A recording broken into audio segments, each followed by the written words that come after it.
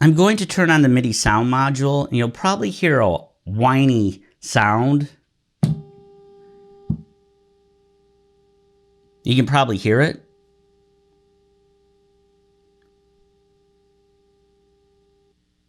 And then it finally goes away. I think it might be a defective product. I'm going to return mine in hopes that it is defective, because I think it's a pretty cool product overall, as you'll see as I do the demonstration.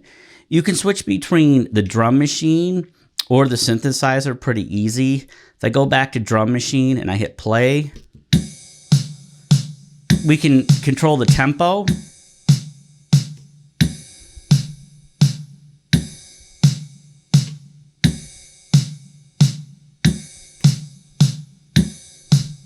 We can switch the drum pattern.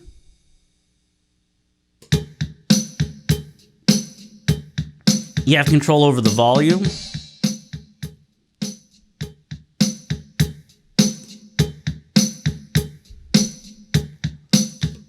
And you can obviously shut it off. Pretty cool. I'm going to go back to the synth.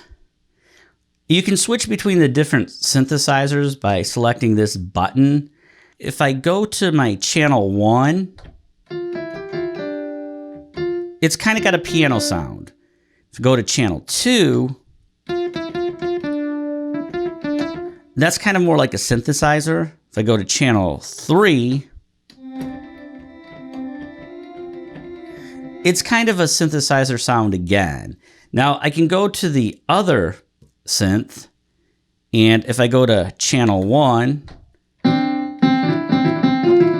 it sounds like a piano. This sounds a lot louder than the other synthesizer though. If I go to channel 2, wow, it's a lot louder. It sounds like a synthesizer. If I go to channel 3, this one isn't as loud. But you can tell there's different sounds that are saved. The way you do that on this particular setup is you have to go to preset, and it'll let you know what channel you're on. Right now I am on channel 3. If I want to make this sound like a piano again, I simply go to where this is right here and get down to number 0, or number 1, not 0.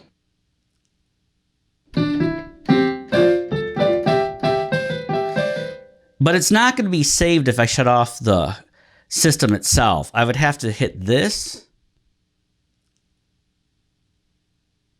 Now it's saved. So if I go to channel 1, it's piano. If I go to channel 2, it's the synthesizer. Now if I go to channel 3, it's a piano again.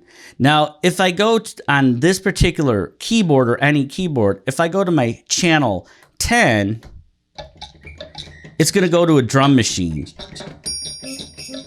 I'll go to channel 1. Now I'm back to the piano sound.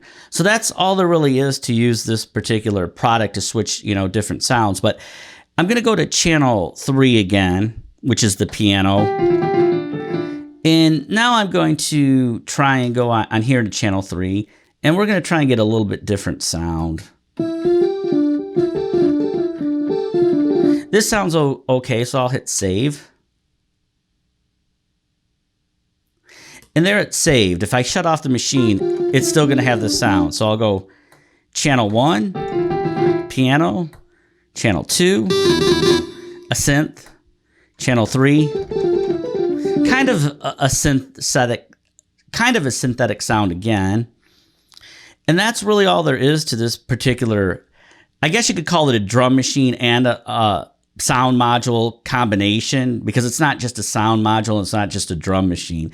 It's a pretty cool device for, I think I paid like $70 for it, or maybe 78. It's got some really cool features for it. It can play music out of the computer as well. This sound module can work with most software programs.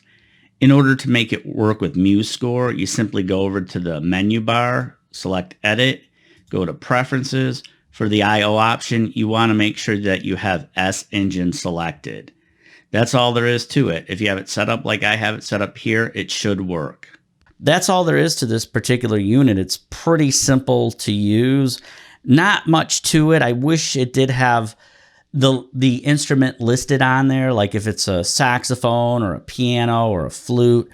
But you can't expect much for a $70 piece of equipment. Like I said, I'm going to return mine because I think there's like a short in it or something. I don't think it should have that weird sound when I power it on. But otherwise, it's pretty cool. Like I said, if I go to channel 1, piano, channel 3, channel 2, it's pretty decent. You know, that's all I can really say. That's all I would really expect from something like this. And if you want to add reverb, you can. Let me go to channel 1. I don't really use the reverb, but I should let people see that you can. What I'd have to do is go in here and go down to channel 1 because I want it on the piano so you can hear it. Then I have to hit this, and now I'll bring up the reverb level to like 80 or 90. It'll take a couple seconds. And this is how you switch the type of reverb. So let me hit this, and you should be able to hear the reverb.